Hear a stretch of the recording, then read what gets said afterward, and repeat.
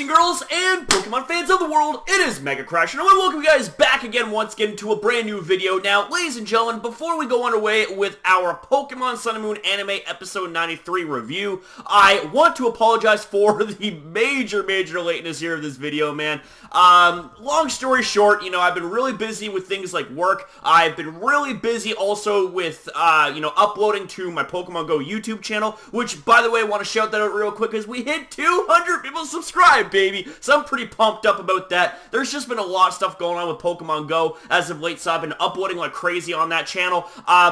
Kind of haven't been having the proper amount of time to upload to this channel and my other channel being Mega Crasher Pro, but I wanted to address that there real quick before we go underway here with this video. So I always say better late than never, no time like the present. Let's get right into this review. So we have ourselves episode 93, which turned out to be a pretty interesting episode to say the least. So with that being said, let's get underway with the review. If you enjoyed the video, please be sure to smash the like button and subscribe if you guys are new here to the channel and want to see more content from me again. And with that said, finally, let's do this! Woo! Alright, ladies and gentlemen, so to open up this episode, we have ourselves Jesse, James, and Meowth of Team Rocket in their usual getup where they're selling their baked goods, or at least trying to sell their baked goods and all that to make a little money.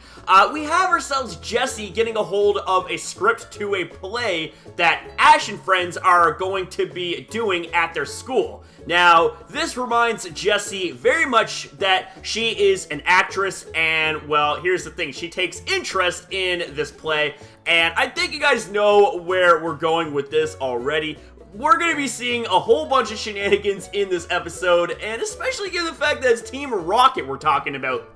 They're nothing but shenanigans, which is absolutely great. So then we move on to the scene where it showcases Ash and friends getting ready for their play, and, they're kind of rehearsing last minute and all that stuff. And, of course, typical Ash, he doesn't know where his script is, so he has to borrow his Rotom's script in order to not fail miserably during this play. And you would think that for something as whimsical and happy-go-lucky as a play at a school, there's a lot of pressure going on. I mean, I can kind of attest to that firsthand back when I was in school and there was plays and concerts and all that stuff. But anyways, here's the thing, alright? It's that, we have ourselves Ash's mom actually making an appearance to the Alola region and to see Ash in action in this play. So that kind of puts some extra pressure on Ash. And, well, we have ourselves all of the parents of the children of the school. And this is going to be very interesting to see what goes down. Because we actually have the play starting, and I'm just like, oh snap, what's going to happen, baby? Let's see this now. So as the play begins, we have ourselves a quick introduction showcasing the fact that the Alola region has lost its light,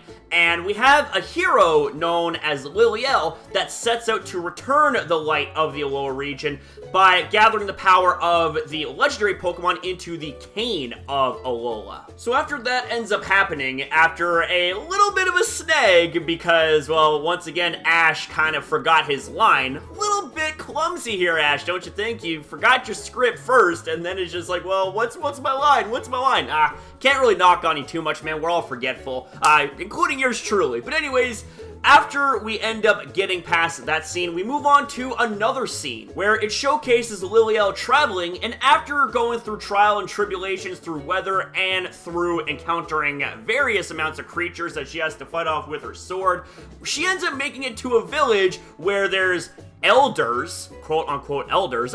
You know what? I just gotta say, like, what is the deal with Lana's eyebrows? Like, that's just so funny. It looks like they're wings above her eyes. Like, that's just so funny. But anyways, guys, we end up seeing Ash, aka the Elder, give her a glowing orb. And then it is at that point that we have ourselves Solgaleo, which is really Kiawe dressed up as Solgaleo. Ooh, he makes an appearance, baby. Oh, here we go. He's the emissary of the sun, people. And just as we're about to have our fun in the sun with how the play was originally supposed to go, well, guess who decides to drop in? We have ourselves Lunala, or I should say Jessie dressed up as Lunala, And, well, let's just say that the play definitely took an interesting turn from there, especially now that Team Rocket has seemingly taken over. And this just ends up throwing everything into a loop, especially for poor Kiawe, or I should say Solgaleo Kiawe, who is he's just stunned. He just absolutely has no idea how to react or what's going on, and I'm just like, man, oh man, like things are just going really, really crazy, especially for something that is as laid back as a freaking play of all things. But it seems like that the audience is into it, you know? We are starting to get some reactions from the audience. That's kind of what you want for something like a play or a performance of any kind, is a reaction from the audience. And it seems like that in this case here, it's a pretty good reaction. But speaking of reactions, Kiawe doesn't exactly seem too fond of having his thunder being stolen by a sudden appearance by Lunala, which, you know, I don't think was part of the script. But I mean, anyways, we have ourselves Jessie, of course, getting into it, you know. She's like, I'm a star actress. I'm just thinking, man, oh man, like I was face palming and laughing at the same time here. I'm just like, oh man, what else is gonna happen during this play? So because of this sudden development in this play, well, what's gonna happen here? Well, leave it up to Pokedex Rotom to write out a continuation here for this interesting turn of events. So on to the next act, which, okay, this seems pretty interesting. We have a baseball angle going on here, I guess. If you can hit my pitch, I'll grant your wish. Meow! And then things go from not making that much sense to like, okay, making 0 sense. Like, what is happening here? Like, this whole play just broken down. Like, okay, we're going way, way off course from what I think is like the original plot plan of this play, because now we have ourselves police officers getting involved, and then we have the return of Detective Rotom Pokedex. Like, what is happening here, man? Like, this is just honestly so strange and so out of whack. But I gotta say that, you know, of all of the reactions that were the most hilarious during this situation, it was definitely Kiawe's. He just really, really can't catch a break when it comes to, you know, having his moment in this play, as he is yet again interrupted by Jessie Lunala. And I was laughing like crazy at this point. It's like, oh, poor Kiawe, he just can't catch a break. So anyways, getting back to the review of this episode, you know what, honestly, I can't even keep a straight face upon recording this. Like, I don't even know what to say or what to think at this point. It's just too funny. But anyways, guys, so we have ourselves Ash actually making an appearance as Ultra Necrozma, and, well, he almost ended up taking a nosedive, but, you know, he didn't break his face, you know, even though he was inches away from hitting the stage. But anyways, after we have the performance from Ash Ultra Necrozma, and after having his tail electrocuted by Pikachu, we end up having backstage shenanigans with, of course, Rotom Pokedex overheating and being overworked when it comes to the script, and it's just, oh my god. I just honestly, I feel really bad for Kiawe, but I feel insanely bad for Pokedex Rotom right here in this situation. Oh no. No. Beware, I usually love it when you make your appearance, baby. You know, you're Super Bear, but it's just like, there's no trouble going on right now, man. Don't interrupt this play. But anyways, we get into, I guess, shadow play here? Like, I really don't know what they call this in, like, actual, like,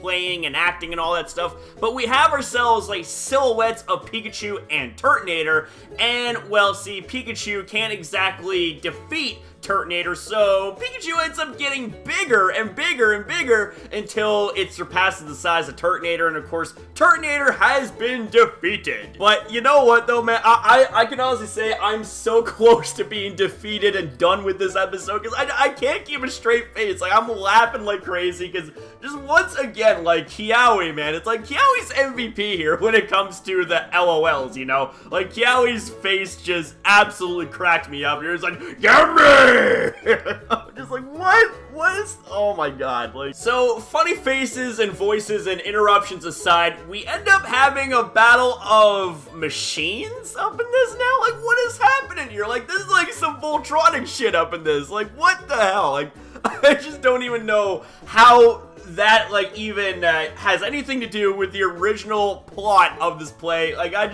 when I saw this, I'm just like, this makes absolutely no sense. Like, I mean, like, this is gonna be one hell of an episode to review for it being, you know, a filler episode, like, not really, you know, action-packed, but it's action-packed for a play. I'm just gonna say that right now. It's action-packed for a play, mostly for a bunch of funny reasons. So, we go from machines fighting like Voltronic to having Lana playing pool? Like, what?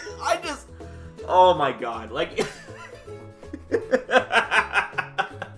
What the hell, man? Like, I just don't get it. I really don't get, like, what is going on at this point. I'm just like, man, like, what, seriously, what is happening here with this play? It just completely broken down. I think Rotom might have short-circuited and wrote out a bunch of random scripts and slapped it together to a play that doesn't exactly make sense, but you know what? People are going with it because it's like, yay, we got a play going on. I'm just like, man, what the hell is this? Like, this is definitely one of the oddest episodes I have ever seen, and I love it. I absolutely love what's happening here.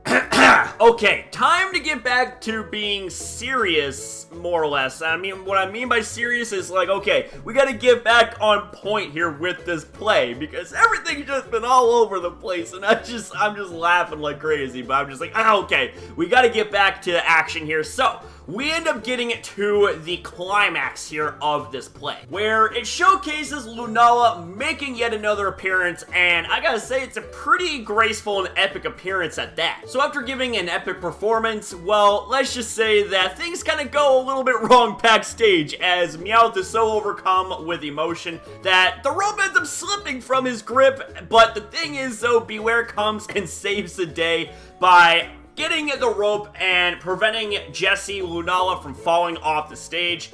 Now, with that being said, I gotta say, this was absolutely perfectly timed, because as she was saying, now I shall return to the moon, we have Beware yanking on the rope like a ripcord and sends Jessie Lunala flying into the sky. And, well, what do you think ends up happening? We end up having Beware gathering the rest of the Team Rocket members and end up Supermaning himself out of the school into the air and gathering up the last of the Team Rocket members, that being Jessie, still dressed up in her Lunala costume. I'm just like, man, is there anything that Beware can't do? So, ladies and gentlemen, after all is said and done, the play has concluded, and it deserves a standing ovation, and it ended up getting a really hyped ovation here. But with that being said, that's pretty much here gonna conclude this episode. Man, oh man alive. I just gotta say, you know, for an episode that didn't exactly have any battling or any, I guess you could say, storyline sort of action, this episode definitely is one of my favorite episodes, like, bar none. Like, it was funny. My face hurt by the time I finished watching this episode because I couldn't stop laughing, couldn't stop smiling. Oh, it was great. It was absolutely great, guys. Alright, ladies and gentlemen, that's gonna be a wrap here for this episode review. And I can honestly say, you know, for an episode that didn't exactly have too much action in it, you know, it was a really fun, kind of chill episode. You know, yes, it is more or less like a filler episode, because there's not really anything going on right now when it comes to the plot itself. The arc is still very, very much brand new, but I can honestly say that I can appreciate episodes like these, because it goes to show, ladies and gentlemen, that you can't take the anime too seriously, you know? You gotta enjoy it while you can, while there is peace in the Alola region. Now, with that being said, ladies and gentlemen, I want to once again reiterate my apology for being late here with a video like this. I know that I said that when it comes to anime reviews, I would be doing them every Wednesday, but clearly, we're past Wednesday, you know? We're talking about Friday here, we're going into the weekend, and we have ourselves a new episode that's going to be taking place on Sunday. So, with that being said, I will do the very best I can to make sure that I keep consistent with my upload schedule for this series. So, if you guys enjoyed this video, then please be sure to smash the hell out of the like button, and also subscribe if this is your first time viewing my content and want to see more content from me again in the future. So, with that being said, ladies and gentlemen, much love to all of you guys. Seriously, you guys are truly amazing. And simply me saying thank you a million times over can't do justice. I mean, honestly, I could keep on going about all this all day and all night and all that stuff, but honestly, you know, I think you guys know deep down how much I truly appreciate you guys. You guys are thebomb.com. So thank you for watching, and I'll see you next upload.